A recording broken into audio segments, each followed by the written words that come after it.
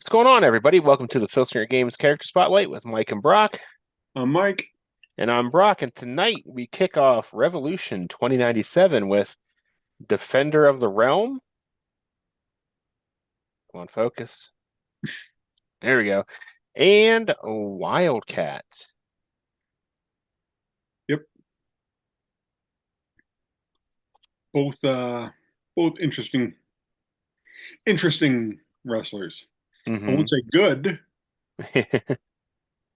Yeah, Wildcat has a total of 4 downs on his card. Yep.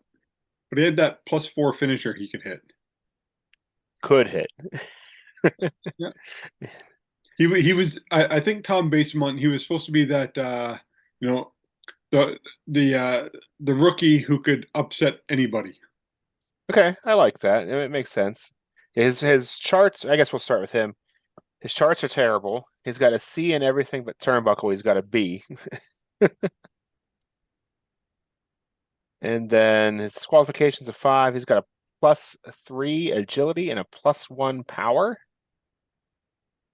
And then his pin is a 5 too. Yeah. So Yeah. decent pin number. It's a 2. Yeah, but he's got a 1 down on level 2 offense and 3 downs on level 3 offense. Plus a tag and a leave on separate rules though. So in a tag match, he has 2 chances there to escape or tag out. And I know he gets an upgrade at some point. Yeah, he gets 2 cards. He gets another one in 2102, then another one in 2113. Yeah. So he's upgraded twice. He gets better each time too. Yep. So that's good. But on this one here that we're talking about, uh so let's see, so 97, 98, 99, 100. So yeah, he did not too bad. Like he lost to Chopper-Matic when he first broke in, Okay. he lost to the Mutant, but then he beat Death's Head, drew against Pharaoh Keddy, and then drew against Biff, or he beat Biff Malibu twice. Biff Nice. Malibu from the NGO. I mean, a +4 finisher, even if it's a 50-50 shot, that's a pretty good, I would try it every time. And he won my Galaxian title once, which is Oh. my mid card title. Hmm But the big surprise was him and Stalker formed a fairly good low level team. So and they won 4 Intergalaxian tag titles. Nice. 2 of them with this card and 2 of them with his new card. Cool. Yeah, he's level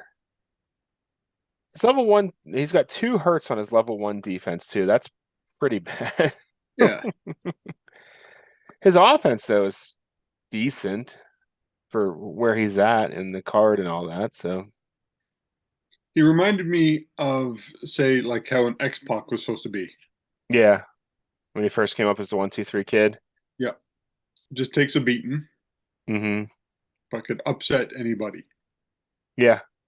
I just watched that match between 1-2-3 Kid and Bret Hart for the title a couple days ago, honestly. It was good. It's classic. Yeah.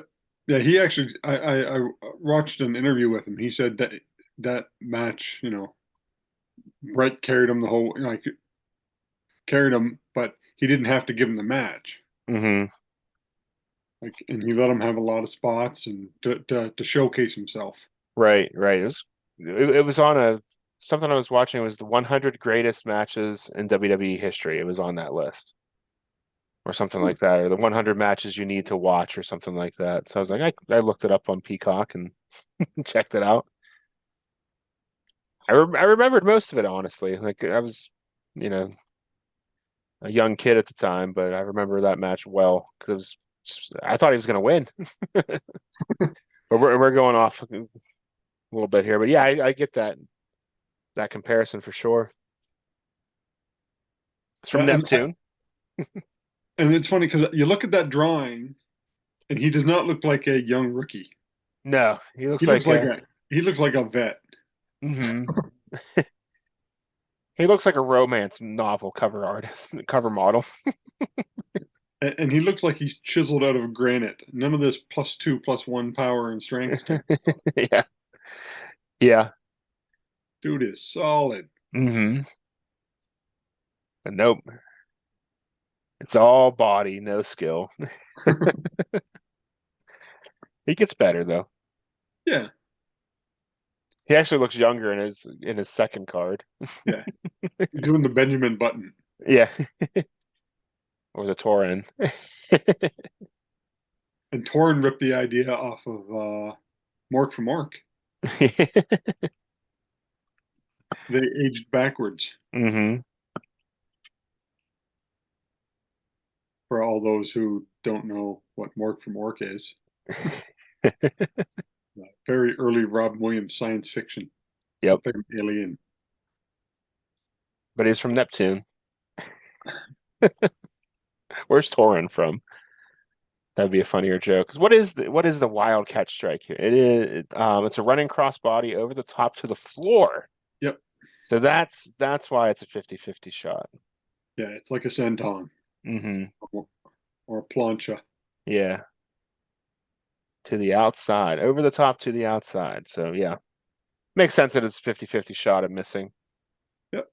Then he hits. I guess he throws you back in and goes for the count. Hmm. And instead of, oh, it's a count out finisher. Yeah. Nice. Yeah, I don't, he of course is unfortunately during my hurry up time. So He probably used the card 2 or 3 times and probably if that cast off because he wasn't cool enough. he just wasn't cool enough. Kind of looks like Kevin Von Erich too. Yeah, he could be a Von Erich. Yeah.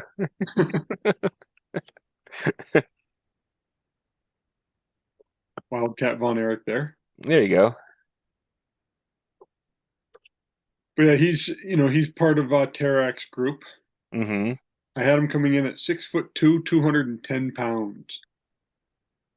He's officially listed at 5 foot 10 and a half, 242 pounds. It's thick. There's not an ounce of fat on this man's body. Look, I mean, look at this. Look at this right here. What is all this? Yeah, those are muscles we've never had. Yes. Wildcat. Yeah, like I said, he did pretty good. I do enjoy using the mid card guys a lot. That's why I created the 3 feds. Hmm. And he was back. He was down in the CPC at one point. Well, I called it the UWA until it was reformed, but it's when I first broke it up into 2 and not 3. So that's where he was. Hmm.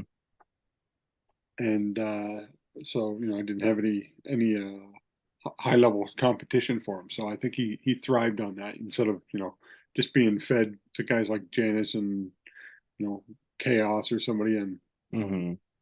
enhancement talent matches make him look good.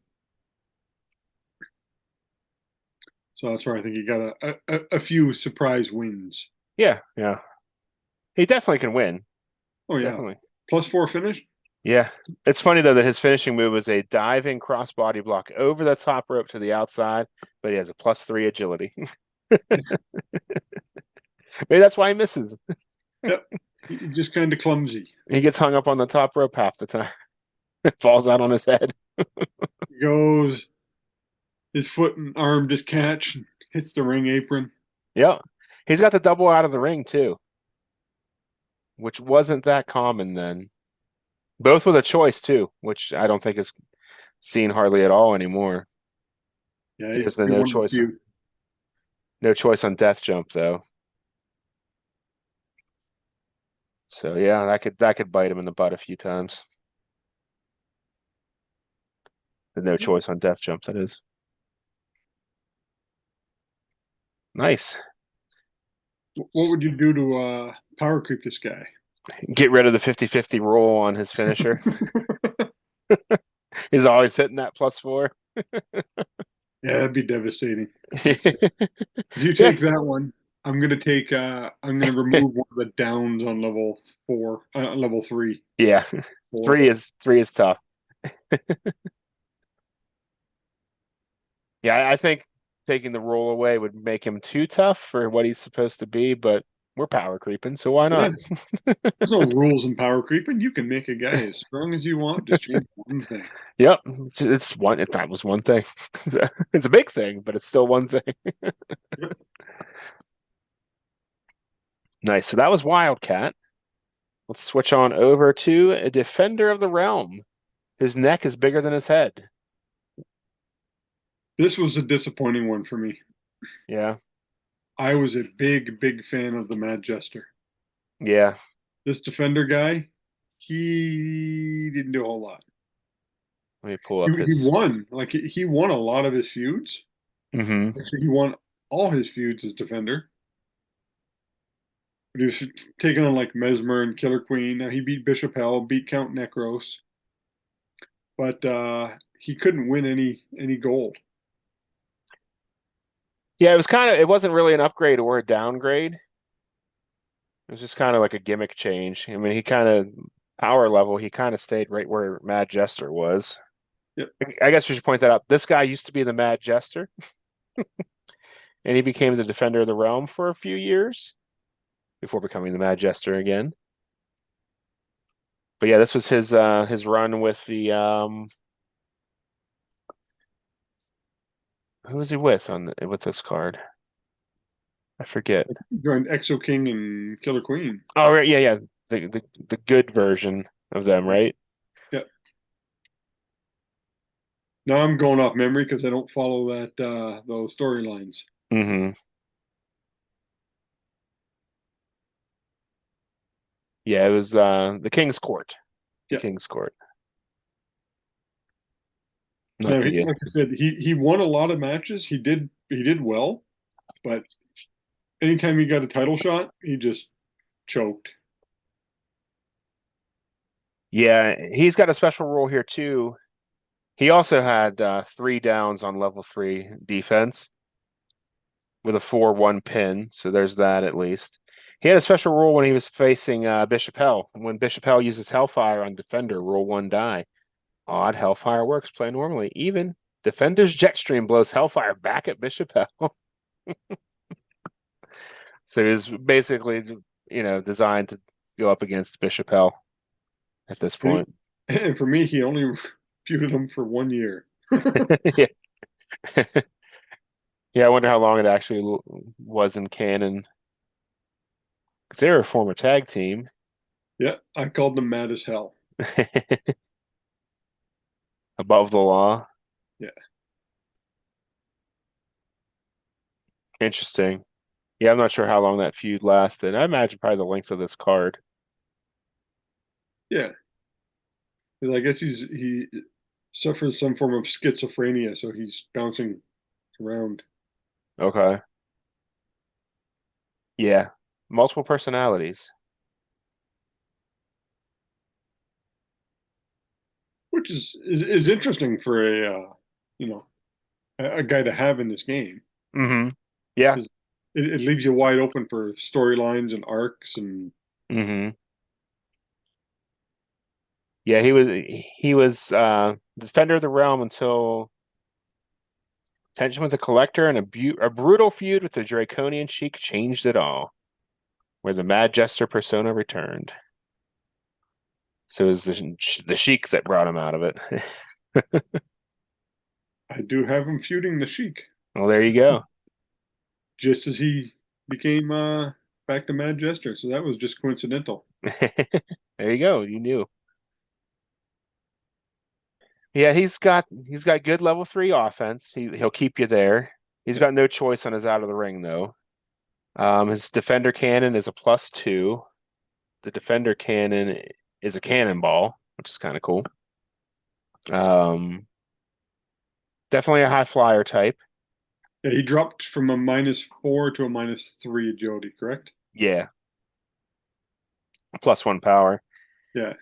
It's got an A rope, B turnbuckle, B ring, and C death jump with a 6 disqualification. So he still got DQ'd a lot, especially with no choice on the out of the ring. Probably got DQ'd often. Well, he still had those bad guy tendencies. Oh, yeah. Defender of the Realm. I think when he became him, I just didn't know really what to do with him. Yeah, because Mad Jester's just so cool. Yeah. It's one of those classic villains from the game. It's kind of hard to follow that up. Yeah. It's like when you see somebody have an awesome gimmick and they switch federations, and he's like, "What do you mean he's the Repo Man?" Yeah.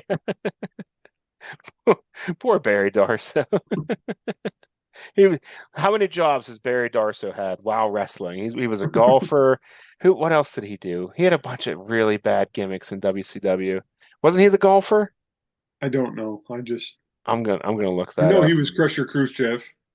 Mm-hmm. And then he was Smash, Yeah, which was fantastic. right? We're really going off the beaten path here. Oh yeah. All right, Barry Darso. Let's see. He was the Blacktop Bully. That's the one I couldn't think of. Crusher Darso. So I guess that was a play on the Khrushchev thing. Mr. Hole in One, Repo Man, Smash, Czar Mongo. I don't remember that one.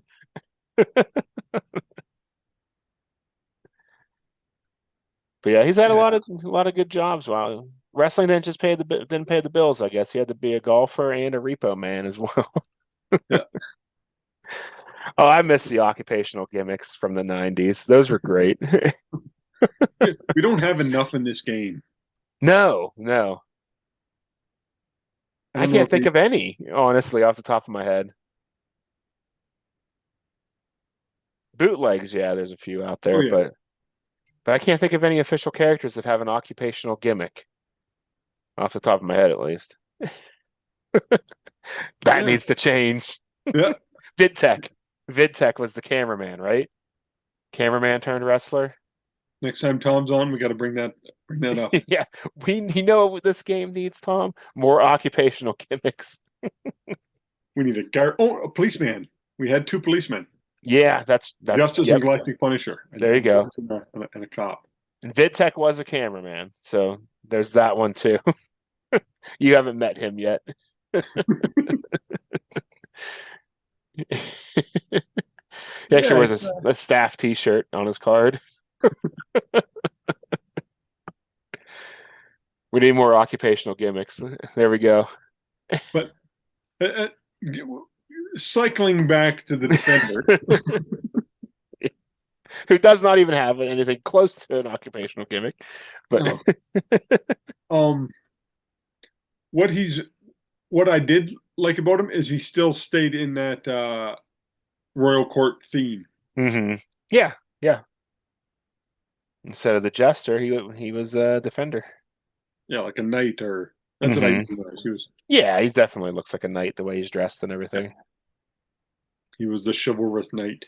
hmm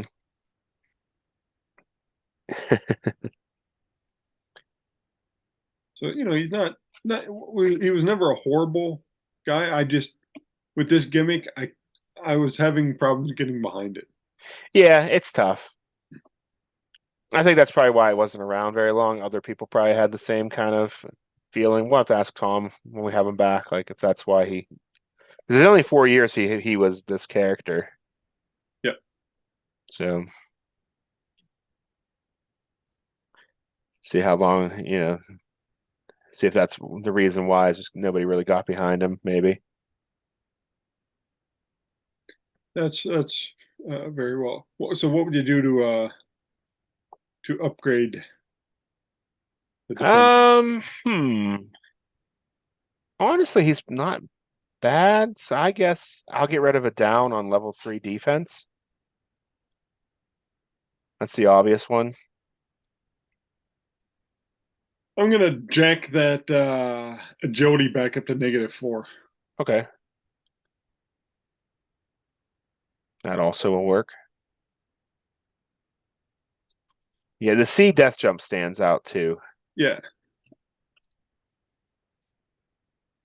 Yeah, I'll get rid of it down though. I'll go for the obvious one.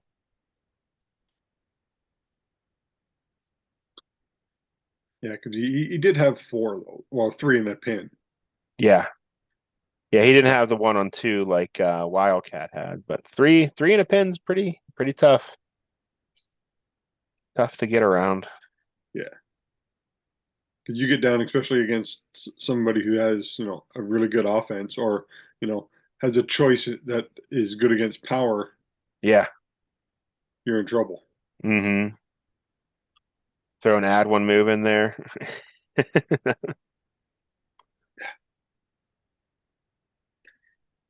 But we can switch gears to our topic, Okay. which was I was listening to the Uncharted Territory. Check out the link below. We are linked to them in our Yeah. description. And Grant Pachoco came on and asked him a question. If there's any matches for a body slam challenge match. Okay. And according to them, there's not. Now, I thought we could try to design one here on the show in a few minutes. I gave us, because I just happened to, listen to the podcast the same day we're running the show. So, okay, we got 8 hours to think of something for Hmm. the show tonight. And I was able to quickly come up with a match. Now, in actual wrestling, I was part of a slam challenge. Hmm. I wasn't one of the wrestlers. I was trying to slam a big guy. Okay. So when I first broke in the RWA, we had a guy named the One Man Wrecker, who was a legit 420. Okay. And so we had this guy named Pete Rock, who Pete worked for the WWF, ECW, and WCW in dark matches. Okay. Pete was about 5'10" and about 265 pounds of juiced up roid. Good guy, very good, talented enough to, work for all three companies. Right, right. Um, but just overall didn't have the attitude. But he was supposed to come in and pick up One Man Wrecker and slam him, Hmm. and it was going to start a feud because Pete was, um, going to turn he was going to be heel. The one thing I remember, we had this guy named Man Mountain Mike, who was a One Man Wrecker's tag partner. Man Mountain Mike, he was an older guy. He was in his 40s back then. We are all in our early 20s, mid 20s. And he was about 6'3", come in about 300 pounds, and he legitimately was like a man mountain. He was just big Hmm. lumberjack looking dude, so strong, like the kind of strength where he doesn't know how strong he is. Hmm. And he comes in and he scoops Wrecker up. He, just picks about 400 pounds like he's nothing. And everybody's like, put him down. Yeah. You're ruining the challenge. Strong like bull, smart like tractor. Then he had to, oh, my back. And he, fake like I heard his back, but we're like, everybody backstage was like, you could just hear an audible gasp. Like he just no help scooped up a 400-pound guy. Just, Yeah. That's funny. so that was the only slam challenge I've ever been part of. And Pete, did end up coming out and slamming Wrecker. Hmm. But yeah, that was just so funny to. Now I was part of one in PWA, and they had the fans come in to try to slam a wrestler, Never a good idea. and it was a guy named the Blob, and no one could do it. He was about 310 pounds Hmm. at like 5'9". Yeah, yeah. Low And center of gravity there. yeah, and so he just as soon as somebody went to pick him up, he'd just sink his weight down, right? So Yeah. no one could budge him. And the fans were lining up to like, yeah, I can pick you up.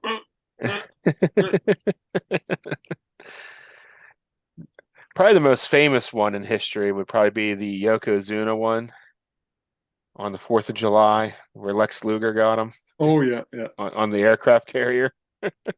Well, Big John Studd had one, and Yeah, everybody slammed Studd. Andre had one, and so many people slammed Andre. Harley Andre Race, probably Nick did it Roberts. 100 times in his career. So there were a lot of guys. Even Jerry Blackwell. I remember having something along that line. And then I watched Hmm. Road Warrior Animal just come in and dump him. Yeah, you don't see those kind of things anymore. Those Oh, simple things that the fans were so into them, though. yep. They got real into it. I Strength remember, challenges. yeah, I remember Bob Backlund in that Yokozuna one was the only guy to come out and like attack him first. He just started throwing punches at him. So were you able to get anywhere on yours? Not really. Busy day today, but I was thinking the best way to I thought to make it kind of like a random thing is to incorporate dice rolls along with the power rating. That's kind of what I had. Okay. So what I had was a chart that starts off 12s to 2. Okay. And every time you roll your finisher or a pin, you roll on the chart. And say it's Defender of the Realm versus Wildcat, two guys who should never be doing a slam challenge. Hmm. Yeah. Or we'll switch it to say Brute versus Wildcat. Okay. So Brute's a -4 power. So as soon as he looks on the chart, it's a he drops to an 8. You subtract the strength. Okay. Yeah, yeah. And so for him to get the slam challenge, uh he's got to roll 8 or higher to get the slam in. So odds are Okay. he's gonna, there's a good chance he's gonna do it right off the bat. But if he Okay. fails, then Wildcat gets a token, and the next time Brute rolls it, now he needs a 7. So it just keeps dropping. Okay. But you're like, well, what about Wildcat? So he's got a +2 power. Uh +1. So you start off at a 12. So the first time he gets it, you add a dice roll. Okay. So he'd need a 13, but it's a 12. So it's a 12. So Brute gets a 1 pin. And then say Brute rolls his pin. He still adds a 1. So he's still at the 12. And then it would, it would, because, you keep adding the 1. Okay. So even if you rolled an 11, it'd still be a 12. Hmm. And then finally, if he, got 3 pins on him, then it could drop to an 11. So if you get the 12, then yeah, he could slam him. So that way, even the weaker guys could do it, but they're not going to have as good as a chance Yeah. because that's what the power guys are. Hmm. Yeah, that makes sense. So that would be more like a match instead of just like all the guys lining up trying to do it. Yeah. Yeah, I was thinking there's got to be a way. Once I have more time to think about it, to just incorporate the two power ratings Yep. and a dice roll with that. Well, that's what always every time you get pinned, you just got to keep beating it. And then so Hmm. I've just kind of roughed one out today, and I'm like, okay, this is an idea because you're just kind of ballparking it as your Yeah, and then got to play test it, make sure it works, and yeah. Like I've made a bunch of specialty matches, but most of them hmm involved battle royals. I loved, but yeah. they're as a wrestler, they were one of my favorite gimmick matches to go in. Any chance I can get, yeah, I'm in a battle royal. Promoter would be like, we need people for a battle royal. And a lot of guys like, Yeah, I know a lot of like people hate them. I'm like, Mr. Cotter. Yeah, that's funny. I And guess you either so love or hate them. yeah, so I made up battle royal rules for regular battle royal, incorporating bunkhouse. Like, because I remember seeing an early UWF uh, battle royal. It was a bunkhouse battle royal, so everybody had a specialty weapon they brought in, That's nice. and I had made a chart, 1 through 6 of all the different weapons, and you rolled like 1 through 10 to see what you were bringing in, dog Hmm. collars and chains and chair, Yeah, and that that's was your fun. weapon. And Hmm. every time you rolled a C, you rolled on the chart. And then I remember making a 2 ring battle royal. So, it'd be like 10 guys in this one, 10 guys in this one.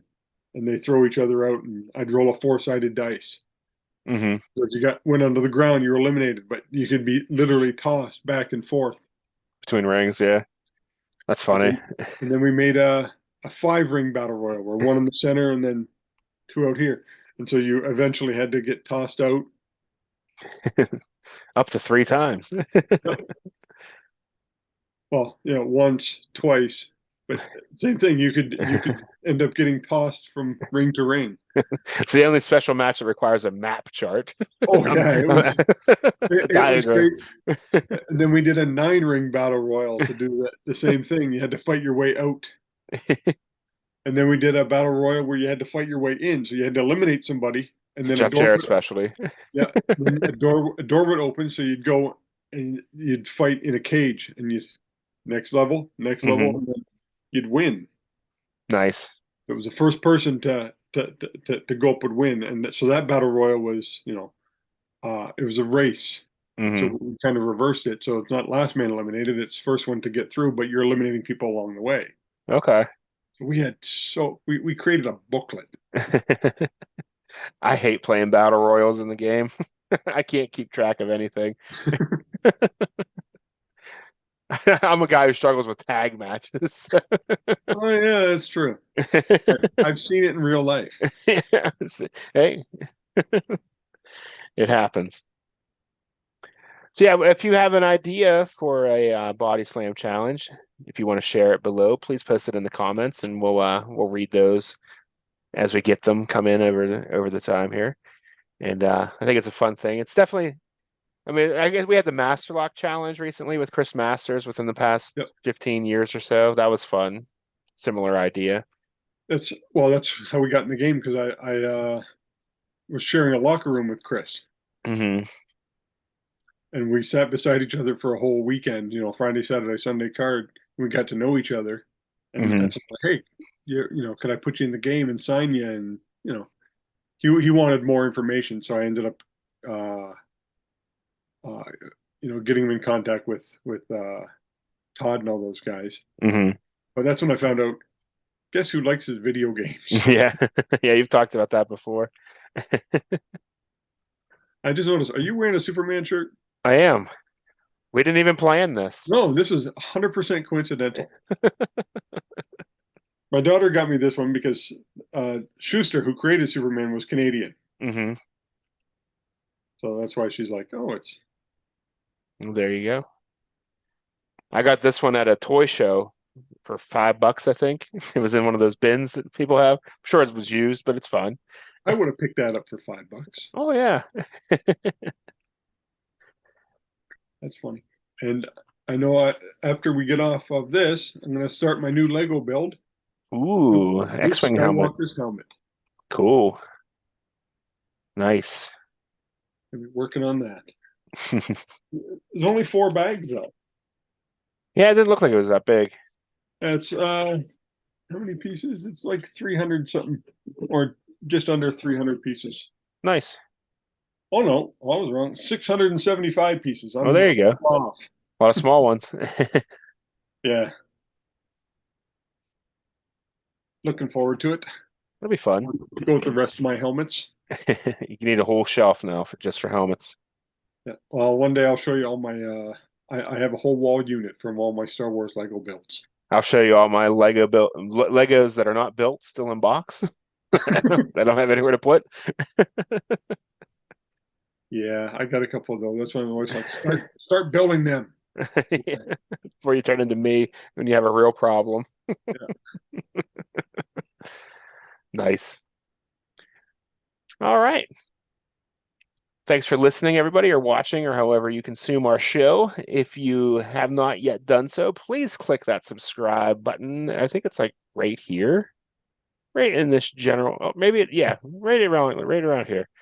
If you like the video, give it a thumbs up. And if you want to give us your thoughts on a body slam challenge, we'll get a discussion going on that below in the comments. We'll read them on the air. If you have some cool ideas, we'll throw them out in a future episode. And while you're here, please check out all of our friends who make Filsinger Games related content. Their links are below, including the Filsinger Games official podcast roll up, the Legends team's Uncharted Territory, Dizzy Dice by Lee Longpree, the Filsinger Games fan cast from Grant. Here on YouTube, you also have Grant's solo promoter. He's coming really close to 1,000 subscribers, so hook him up if you haven't hit that subscribe button on his channel yet. Please do that. I don't know if that's a goal of his, but he's pretty close, so let's get him there. Also on YouTube, you have Dave Little's Heartland Championship Wrestling. And after further review, over on Twitch, you have Tiger Stripe Painting from Matthew Butcher, myself, BrocsterBuilds. I play a bootleg fed every Sunday at 9 for now. I'm thinking about changing that format. More details on that as we get closer to that. I just checked. Solo Promoter has 922 subscribers. We got to get him to 1,000. Yep. I'm sure probably all of ours overlap with him, but you never know. So yeah, he definitely earns it. He posts a lot. He's posting videos just about every day, it seems. And they're good stuff. A lot of tips on how to run your Fed better and some software ideas that help, Fed management and things like that. A lot of good tutorials and just, stuff that he's doing with his Feds, which are pretty fun. Yep. Legend side and champions. So definitely check him out if you haven't done so yet. But yeah, that's all I've got. Until next week, when we hit up a legend. Ooh, I still have to figure that out. All right, everybody. Thanks. We'll see you next time. Good night. Later.